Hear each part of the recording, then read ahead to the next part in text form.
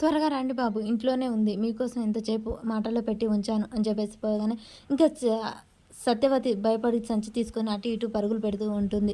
అమ్మో! నేను అతను వచ్చేలోపు వెళ్ళిపోవాలి అని చెప్పేసి వేరే డోర్ నుంచి దాక్కొని ఉంటుంది. ఇక్కడే ఉంది బాబు చూడండి తిన్న ప్లేట్ కూడా ఇక్కడే ఉంది అని చెప్పగానే సత్యవతి వేరే వెనక గుమ్మం నుంచి బయటికైతే వెళ్ళిపోతూ ఉంటుంది. ఇక్కడే ఉండాలిగా నేను చూసాను ఆగు బాబు మిమ్మల్ని చూసి భయపడి దాక్కున్నట్టుంది అని చెప్పేసి అమ్మాజీ ఆ ఇల్లు వెతుకుతూ ఉంటుంది. ఇక ఎలాగో అలాగా సత్యవతి అయితే బయటపడి రోడ్డు నుంచి వెళ్ళిపోతూ ఉంటుంది.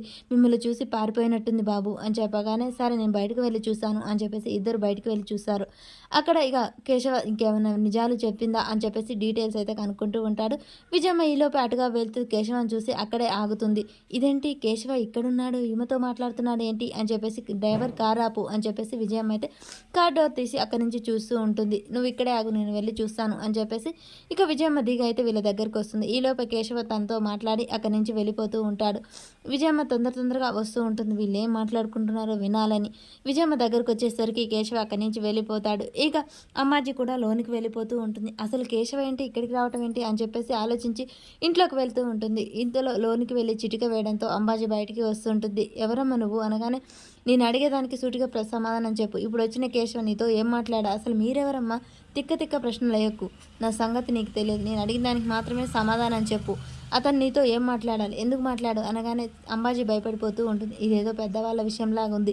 ముందుగా ఈ విషయంలో నుంచి నేను తప్పించుకోవాలి. ఏమోనమ్మా నాకేం తెలియదు. కూల్ చేసుకునే దాన్ని నాకేం తెలుస్తుంది అని కంగారు పడుతూ ఉంటుంది. లేదు ఏ విషయం నీ గురించి పోలీసులకు ఫోన్ చేయమంటావా అని చెప్పగానే లేదమ్మా నేను నిజం చెప్తాను. 25 ఏళ్ల క్రితం ఆ బాబు ఏదో పోగొట్టుకున్నాడట. ఆ విషయం గురించి నన్ను అడిగాడు. మరి ఏ విషయం అసలు ఏం గురించి అడిగాడు?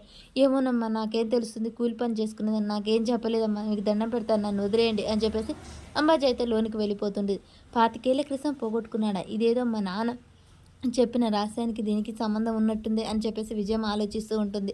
ఇక సత్యవతి ఎలాగో బయటపడి ఆ రోడ్డు నుంచి గబగబా వెళ్తూ ఉంటుంది. తను ఎండలో తిరగడం వల్ల కళ్ళు తిరిగి అక్కడే కింద పడిపోతుంది. ఈలోపే చెంచలమ్మ అటుగా వచ్చి ఎవరు కింద పడిపోయారు అని చెప్పేసి కారు ఆపి దిగి చూస్తుంటుంది. అమ్మ అని లేపుతూ ఉంటుంది. బసవా వెళ్ళి మంచినీళ్ళు తీసుకురా అని చెప్పేసి అనగానే నీళ్ళు అలా చల్లి అమ్మ అని లేపుతూ ఉంటుంది.